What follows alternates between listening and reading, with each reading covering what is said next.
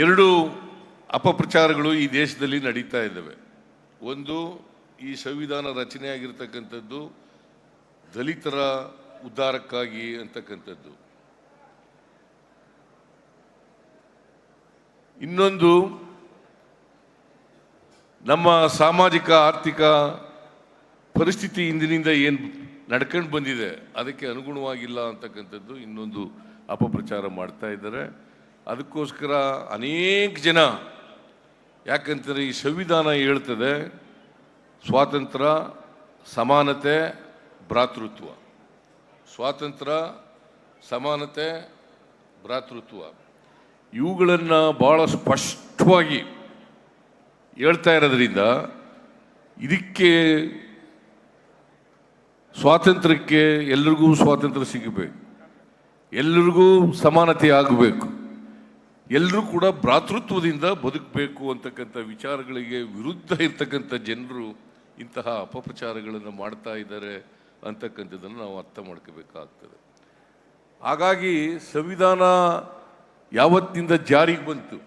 1950 ಜನವರಿ 26ನೇ ತಾರೀಕು ಈ ದೇಶಕ್ಕೆ ಸಂವಿಧಾನ ಜಾರಿಗೆ ಬಂತು. ಅಂದಿನಿಂದಲೂ ಕೂಡ ಇಂತಹ ಅಪಪ್ರಚಾರಗಳನ್ನು ಈ ದೇಶದಲ್ಲಿ ಮಾಡ್ತಾ ಇದ್ದಾರೆ ಅಂತಕ್ಕಂಥದ್ದನ್ನು ನಾವು ತಿಳ್ಕೋಬೇಕಾಗ್ತದೆ. ಹಾಗಾಗಿ ಈ ಸಂವಿಧಾನಕ್ಕೆ ಅಪಾಯ ಒದಗ್ತಕ್ಕಂಥದ್ದು ಇದೆಯಲ್ಲ, ಇದನ್ನು ನಾವು ಯಾರು ಕೂಡ ಸಹಿಸಬಾರದು. ಇದನ್ನು ಭಾಳ ಸ್ಪಷ್ಟವಾಗಿ ಅರ್ಥ ಮಾಡ್ಕೋಬೇಕಾಗ್ತದೆ. ಸಂವಿಧಾನ ರಕ್ಷಣೆ ಆದರೆ, ಸಂವಿಧಾನ ಉಳಿದ್ರೆ ನಾವೆಲ್ಲ ಉಳಿತೀವಿ. ಸಂವಿಧಾನ ಅಪಾಯ ಆದರೆ, ಸಂವಿಧಾನಕ್ಕೆ ಧಕ್ಕೆ ಆದರೆ ನಾವೆಲ್ಲರೂ ಕೂಡ ಕಷ್ಟ ಸಿಕ್ಕಾಕತ್ತೀವಿ ಅಂತಕ್ಕಂಥದ್ದನ್ನು ತಿಳ್ಕೋಬೇಕಾಗ್ತದೆ. ಇದು ಭಾಳ ಸ್ಪಷ್ಟವಾಗಿ ಪ್ರತಿಯೊಬ್ಬರು ಕೂಡ ಅರ್ಥ ಮಾಡ್ಕೋಬೇಕು.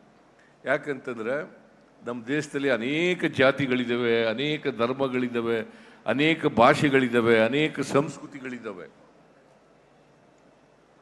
ಇವೆಲ್ಲದರ ನಡುವೆ ನಾವೆಲ್ಲರೂ ಕೂಡ ಈ ಜಾತಿ ವ್ಯವಸ್ಥೆಯ ಕಾರಣಕ್ಕೋಸ್ಕರ ಸಮಾಜದಲ್ಲಿ ಆರ್ಥಿಕ ಅಸಮಾನತೆ, ಸಾಮಾಜಿಕ ಅಸಮಾನತೆ ನಿರ್ಮಾಣ ಆಗಿದೆ. ಈ ಅಸಮಾನತೆಗಳನ್ನು ತೊಲಗಿಸ್ಬೇಕು.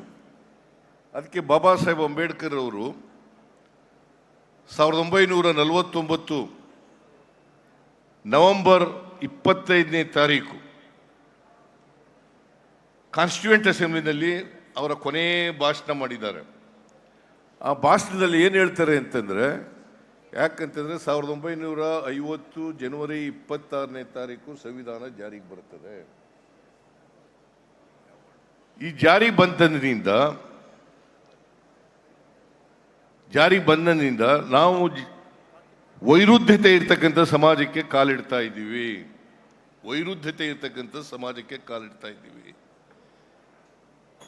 ಸಾಮಾಜಿಕ ಅಸಮಾನತೆ ಇದೆ, ಆರ್ಥಿಕ ಅಸಮಾನತೆ ಇದೆ. ಇಂತಹ ಸಮಾಜಕ್ಕೆ ನಾವು ಕಾಲಿಡ್ತಾ ಇದ್ದೀವಿ. ಯಾವಾಗಲೂ ಕೂಡ ರಾಜಕೀಯ ಪ್ರಜಾಪ್ರಭುತ್ವ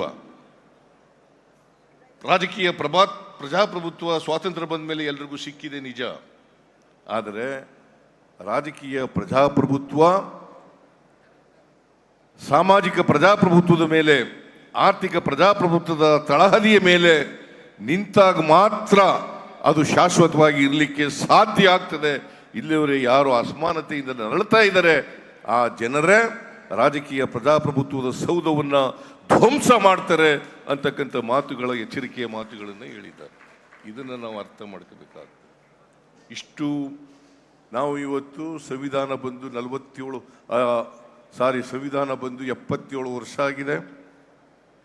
ಈಗ ಸಂವಿಧಾನ ಜಾರಿಯಾಗಿ ಸ್ವಾತಂತ್ರ್ಯ ಬಂದು 77 ವರ್ಷ ಆಗಿದೆ. ಸಂವಿಧಾನ ಜಾರಿಯಾಗಿ ಇವತ್ತು 75ನೇ ವರ್ಷವನ್ನು ಆಚರಣೆ ಮಾಡ್ತಾ ಇದ್ದೀವಿ.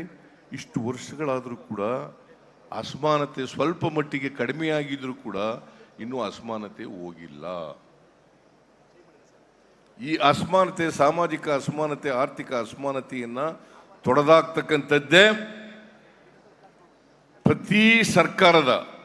ಪ್ರತಿಯೊಂದು ಸರ್ಕಾರದ ಕರ್ತವ್ಯ ಮತ್ತು ಜವಾಬ್ದಾರಿ ಅಂತಕ್ಕಂಥದ್ದನ್ನು ಅರ್ಥ ಮಾಡ್ಕೋಬೇಕಾಗ್ತದೆ.